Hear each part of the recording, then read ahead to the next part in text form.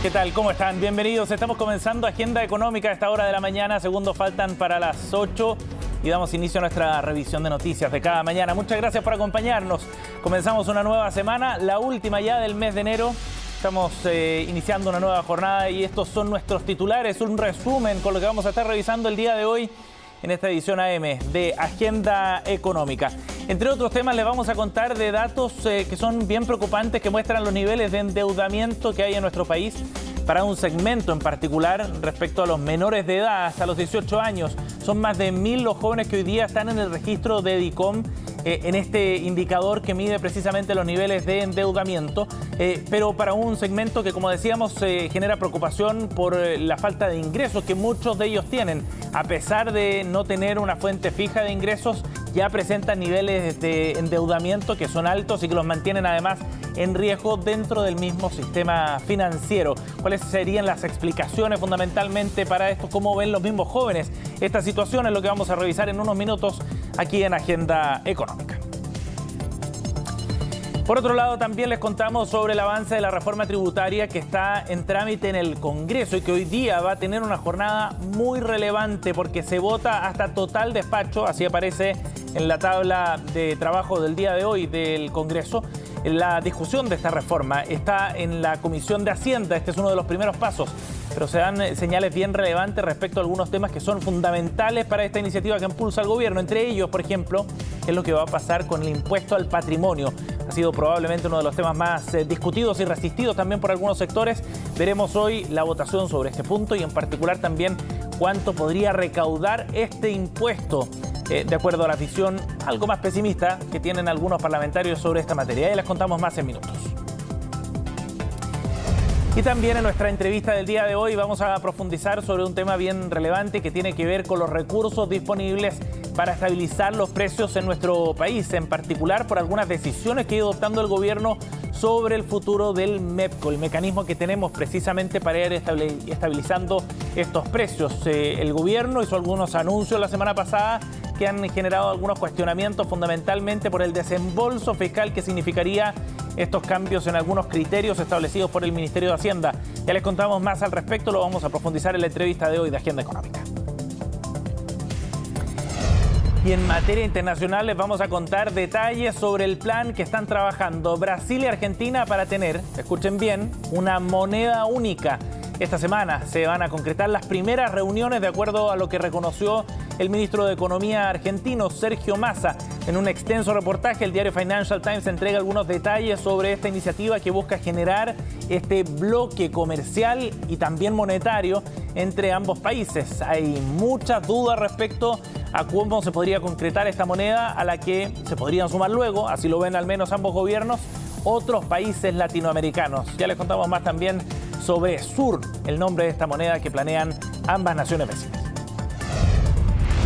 Y revisamos también los números del día para comenzar esta jornada de día lunes y una nueva semana. Veamos qué es lo que está ocurriendo con las bolsas a nivel internacional. Estos son los números para comenzar la jornada. Lo que está ocurriendo en Europa nos muestra algunos números positivos, pero con ganancias menores, tanto para el Eurostoxx 0,25%, como para Londres, que está subiendo a esta hora 0,19%, mientras que en Alemania, en el DAX alemán, 1,33% fue la ganancia en el inicio de la sesión del día de hoy. Todavía están operaciones. En Asia, en tanto, el Nikkei ya cerró sus transacciones con ganancias de 1,8%, de acuerdo a los números con los que cerró la moneda, o más bien la plaza bursátil japonesa. Veamos también qué es lo que está ocurriendo con el mercado local en una semana, la anterior, que terminó con un descenso para el dólar en nuestro país, con una caída bien fuerte. Finalmente, la moneda norteamericana se transó en 814 pesos al cierre de las transacciones la semana anterior. El IPSA, en tanto, cerró con un alza, recordemos, 0,54%, llegó a 5.235 puntos. Bien, profundicemos entonces en algunos de los datos interesantes que entregó este informe elaborado por Equifax y que muestra los niveles de endeudamiento de los menores de edad en nuestro país y aquellos que aparecen fundamentalmente en el reporte, en el balance de DICOM. Son más de 1.100 jóvenes que no tienen una fuente de ingreso evidentemente fija y estable, que están incluso en el segmento de estudios y que aún así aparecen ya con niveles de endeudamiento que son preocupantes y para muchos de ellos prácticamente irremontables. contables. ¿Cuáles son las razones y los detalles? Además de este informe lo vemos en la nota de Ángela Rayman. Estar endeudado sin siquiera recibir sueldo parece una mochila pesada, pero no son pocos los que deben cargarla. Un preocupante estudio de la agencia Equifax expuso que 1.172 jóvenes de 18 años están actualmente registrados como morosos en DICOM. Las deudas son en promedio de 145.000 pesos. Las tienen con industrias de servicios financieros o empresas telefónicas, y 3 de cada 4 son mujeres. Si bien este número se traduce solo a un 0,5% de la generación total, es una cifra que igualmente preocupa. No hay que perder de vista que ya estar endeudado a los 18 años evidencia una situación bastante compleja, y sobre todo cuando además el origen de esas morosidades está en los servicios financieros y la telefonía, es decir, situaciones de uso bastante habitual.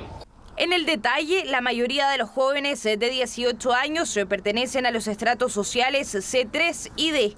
La mayor parte de esta generación vive en la región metropolitana, centrándose en Puente Alto y Maipú, las comunas más pobladas a nivel nacional. Y ante los más de 1.000 jóvenes que recién están ingresando a la vida adulta y ya están endeudados, la falta de educación financiera es el factor más preocupante. Muchos no saben manejar su dinero. Yo también estoy en un caso un poco medio complicado con las tarjetas, por prestar la tarjeta. Pero son errores que uno comete, en verdad, por ignorancia con las tarjetas y con la economía. Tengo varios compañeros que tienen deudas así grandes, y que no han podido pagar, así como con tarjetas cuando compran cosas y todas esas cosas. Yo creo que eso viene más bien de la educación de economía, fundamentos de economía que tenga la gente. Uno a veces no sabe manejar su plata y eso conlleva que uno se endeude a veces. En el retail también hay jóvenes de 18 años endeudados. Según el sondeo, 429 de ellos están morosos con 117.000 pesos en promedio. Los factores que inciden son que gran parte de estos adolescentes no poseen trabajo o recién están ingresando al mundo laboral. La facilidad actual para acceder a tarjetas de crédito es la mayor atracción de las deudas. Es sinónimo de lo fácil que hoy día es acceder a créditos de consumo en casas comerciales y cómo ellas ven en los jóvenes, sobre todo en los segmentos más desposeídos, un campo fértil en el cual sembrar el endeudamiento. Los jóvenes no poseen ingresos, muchos de ellos, y lo que poseen es el uso de estos instrumentos financieros que generan una situación de endeudamiento. El consumismo también es un factor. El marcar cierto estatus en la sociedad pareciera ser algo relevante. Más ahora con las influencias que son de los jóvenes que tienen esta andar comprando ropa de marca, y esas cosas que obviamente empiezan como a endeudar a la gente. Datos que entregan una vez más la idea de una necesaria educación financiera desde el colegio. Hoy ellos viven rodeados de estímulos, donde tener un buen celular o un buen par de zapatillas significan estatus social. Esto con una mayor educación financiera, donde los jóvenes tuviesen conciencia de los intereses que están pagando, de lo nefasto que significa caer en los registros comerciales y cómo esto se traduce en una peor capacidad de empleo a futuro, tendrían mucho más cuidado al momento de contraer estas deudas. Que colegios, centros de formación técnica y universidades nos pongamos de acuerdo para avanzar en grandes programas transversales de educación financiera. Los especialistas también llaman a la educación desde el hogar, generar hábitos y conversaciones que permitan crear conciencia de los ingresos familiares y de esta forma comenzar a disminuir estos alarmantes números.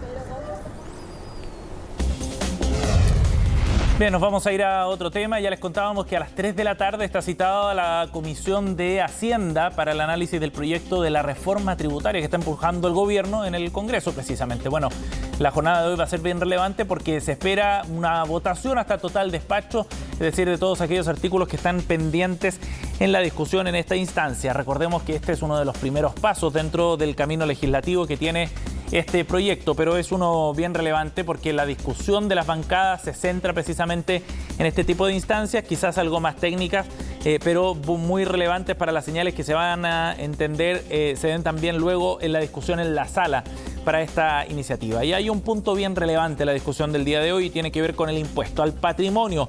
Los diputados todavía mantienen ciertas dudas respecto a qué es lo que va a ocurrir con la recaudación de este tributo, que probablemente ha sido uno de los más cuestionados también por aquellos que tienen una mirada más crítica sobre esta reforma tributaria. Recordemos que este nuevo impuesto contempla 2 tramos dentro de la estructura tributaria de nuestro país. Considera a las personas naturales con domicilio o residencia en Chile que tengan un patrimonio total superior a los 4,9 millones de dólares. De eso estamos hablando, cerca de 5.000 millones de pesos, si es que redondeamos la cifra. Este patrimonio puede estar acá en Chile o en el exterior y establece una tasa marginal de hasta 1,8%, la tasa más alta que establece este nuevo gravamen. El primer tramo va desde los 14,7 millones de dólares en el primer tramo y se aplica esta tasa marginal de 1%, y luego entonces desde los 14,7 millones en adelante con una tasa de 1,8%. Y las dudas tienen que ver fundamentalmente, como decíamos, con la recaudación que sea capaz de alcanzar este impuesto en nuestro país. Ha sido uno de los puntos que más se ha cuestionado, fundamentalmente por las lecciones que se han sacado de la recaudación en otras partes del mundo donde se ha ido aplicando un impuesto similar. En el gobierno consideran que podría recaudar cerca de 0,48% del PIB a partir del año 2025. Hoy día veremos entonces de qué forma se vota esta iniciativa hasta total despacho hoy en la Comisión de Hacienda de la Cámara de Diputados. Y nos vamos ahora a noticias internacionales. Ya les contábamos en nuestros titulares sobre esta sorpresa que ha causado el anuncio hecho por Argentina y Brasil, que se va a concretar esta semana respecto a la posibilidad de crear una moneda única entre ambas naciones. Es un anuncio bien controvertido por las implicancias que tiene dar un paso desde este punto de vista. Es una integración comercial y monetaria también la que se está fraguando entre los gobiernos encabezados por Alberto Fernández y el reciente gobierno de Lula da Silva. Lo confirmó además el ministro de Economía de Argentina, Sergio Massa, en conversación con el diario británico Financial Times. Habrá una decisión de comenzar a estudiar los parámetros necesarios, dijo, para dar con esta moneda común, que incluye todo, desde cuestiones fiscales hasta el tamaño de la economía y el papel de los bancos centrales. Palabras de Sergio Massa en conversación con el diario británico. Asegura que sería un estudio de mecanismos de integración comercial, y esta semana se espera que se realicen las reuniones pertinentes en Buenos Aires para comenzar estas conversaciones y luego llevar adelante este plan para una iniciativa que aparece inicialmente como un proyecto bilateral entre ambos países, pero que luego podría expandirse también a otras naciones latinoamericanas. Al menos así lo están planteando, como una estructura que quedaría abierta. Hay muchísimas dudas después de leer estos titulares sobre este reportaje que ha publicado el diario británico sobre cuáles podrían ser los efectos, considerando, por ejemplo, los niveles de endeudamiento que tiene Argentina, la debilidad de su moneda también con una inflación galopante en el país vecino, entre otros aspectos. El objetivo de esta integración fundamentalmente tiene que ver con potenciar el comercio entre ambas naciones, pero también generar una alternativa al dólar. De hecho, la moneda entre ambos países, que tendría como nombre preliminar SUR, ese sería el nombre, sería la segunda moneda de un bloque más importante a nivel mundial, detrás del euro, por supuesto. Hay otra también que está vigente en algunos países de África, pero bastante menor. Argentina y Brasil además concentran cerca del 5% del PIB a nivel mundial, de ahí entonces que tenga una relevancia quizás algo menor, pero también la señal política, sobre todo, que se está dando es bien relevante. Esto debería concretarse durante la semana y probablemente, si es que se realiza esta cumbre para avanzar en una moneda común, tendremos más novedades en los próximos días sobre las intenciones de Brasil y Argentina de generar esta nueva moneda.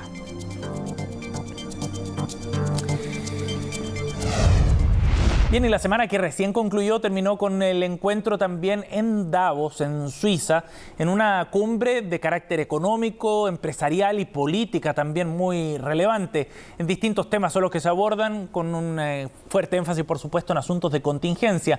Entre ellos, los desafíos también en materia de emisiones para este 2023, la presión de los grupos ambientalistas y sociales para que se adopten medidas de mayores restricciones fueron uno de los temas abordados en esta edición 2023. Orlando Silva nos va a contar más. Como ocurre cada vez que los grandes líderes mundiales se reúnen en un solo lugar, cientos de ambientalistas llegaron hasta la ciudad suiza de Davos en un nuevo encuentro del Foro Económico Mundial, La principal crítica es que la mayoría de las metas autoimpuestas en este mismo tipo de instancias por los gobiernos y las grandes empresas para frenar la crisis climática no se han cumplido y acusan a esta cumbre de ser un lavado de imagen.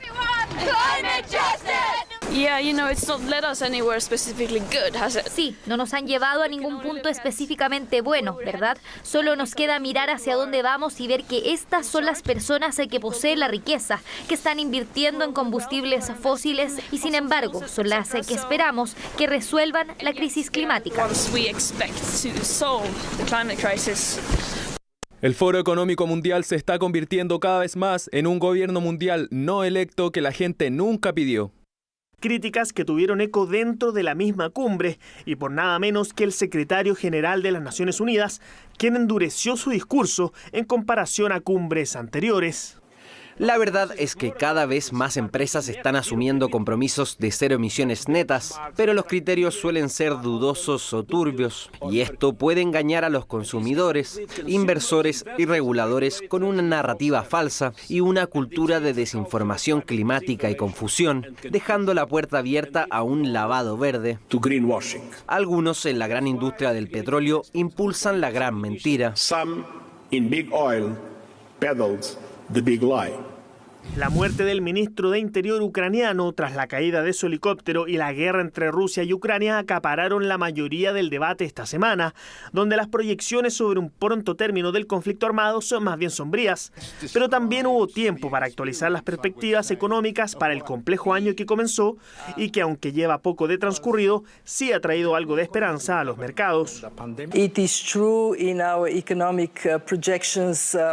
Es cierto que en nuestras proyecciones económicas esperamos que el crecimiento se desacelere aún más este año, pero desde el inicio de este año, si vemos algunas buenas noticias, también esperamos que en 2023 el crecimiento toque fondo. En otras palabras, que se va a iniciar el proceso en el que comenzamos a subir en lugar de bajar. La buena noticia es que se pronostica una recesión leve, y lo bueno de eso es que se puede inclinar la inflación a la baja y luego la Fed podrá detenerse y podremos salir adelante. Y de igual manera para Europa. Lo que estamos viendo en este momento es claramente una actividad que está cayendo en comparación con un excelente 2022. El crecimiento fue del 3,4% a las proyecciones de crecimiento que tenemos para 2023 de 0,5%. Así que no es un año brillante, pero se ve mucho mejor de lo que habíamos temido. Seguimos en pie y creo que cuando miras incluso los números de inflación recientes, parece que hay una luz al final del túnel. Algo de eso tiene que ver con este invierno más cálido, incluso un efecto Copa del Mundo que llevó a un mayor consumo, una mayor sensación de bienestar. Pero quiero decir que hay algo de luz al final del túnel. Uno de los pocos nacionales que estuvo presente esta semana en Davos fue el empresario Andrónico Luksic. Por otro lado, la mayoría de los ejecutivos presentes coincidió en que China se abrirá más rápido de lo que se esperaba hace algunos meses, lo que sería otro factor más entre los que permiten comenzar a divisar una luz al final del oscuro túnel que se espera que sea este 2020.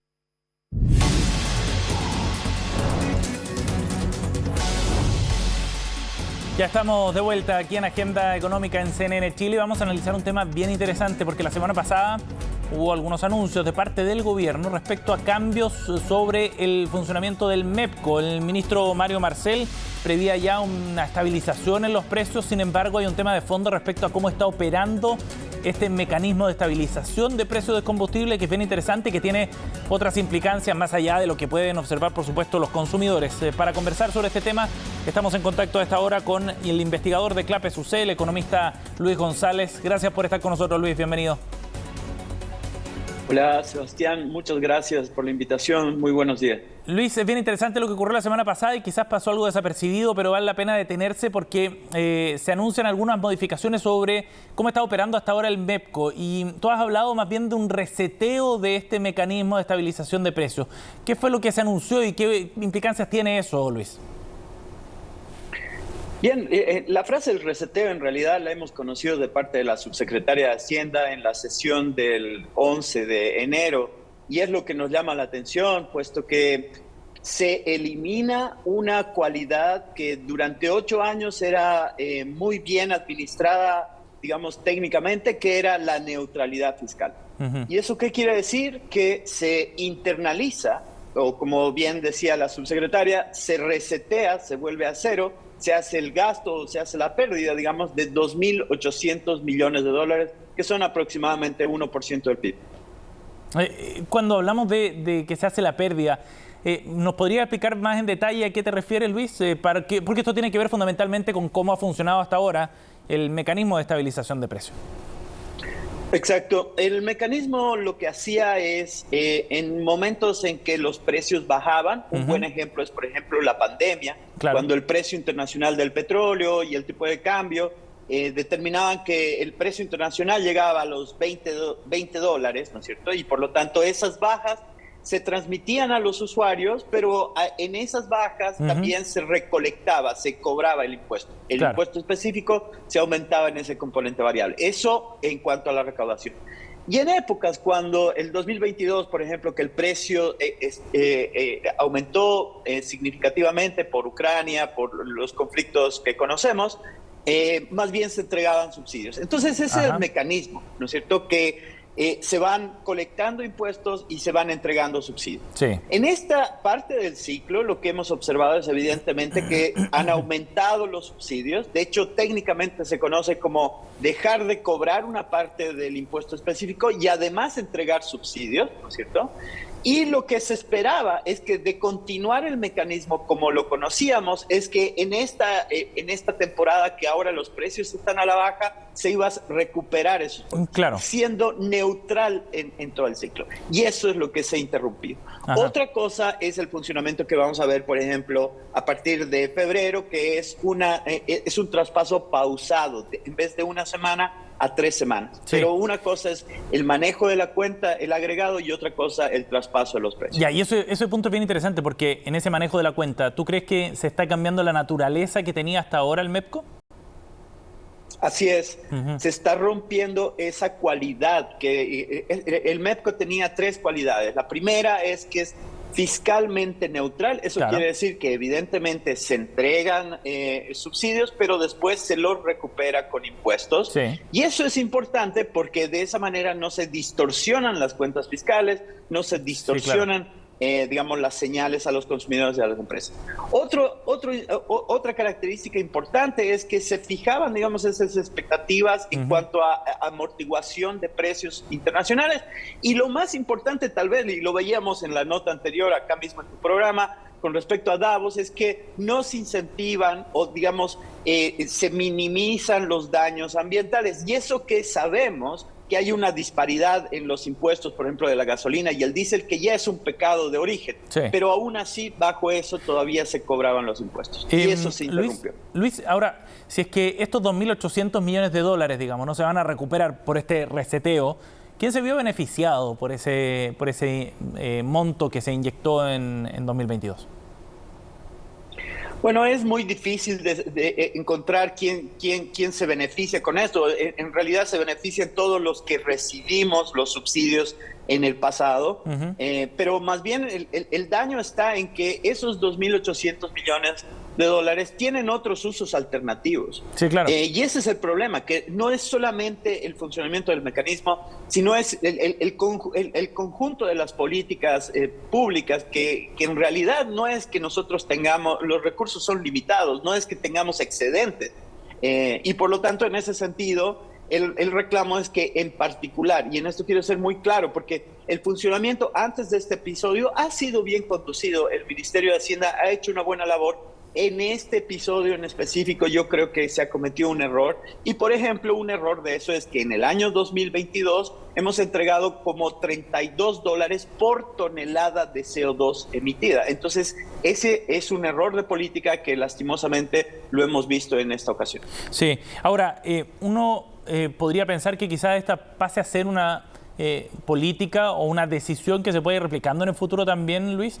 ¿O tú crees que fue una decisión adoptada solo para el escenario que se planteó en este momento, digamos, en este 2022-2023?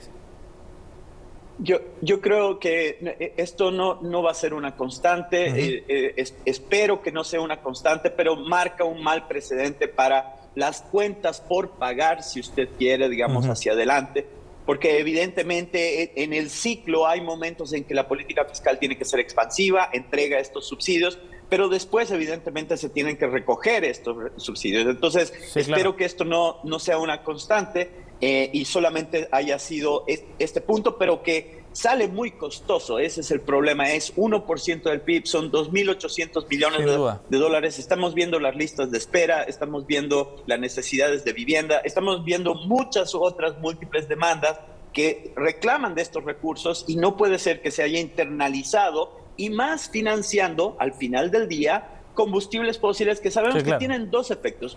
El primero, un contaminante local, ¿no es cierto? Perjudica la salud. Y el segundo, el contaminante global, que es el que fomenta el cambio climático. Entonces, fiscalmente, ambientalmente y socialmente creo que ha sido un error internalizar ese gasto. De todas maneras, y tiene implicancias también para otro tipo de decisiones que esté adoptando el gobierno en la materia. Luis, gracias por conversar con nosotros esta mañana, muy amable. A usted, gusto en saludarlo. Hasta luego. Chao. 8:29, gracias por acompañarnos. Cerramos Agenda Económica, pero en minutos comenzamos con Noticias Express aquí en CNN Chile. Que tengan buen día.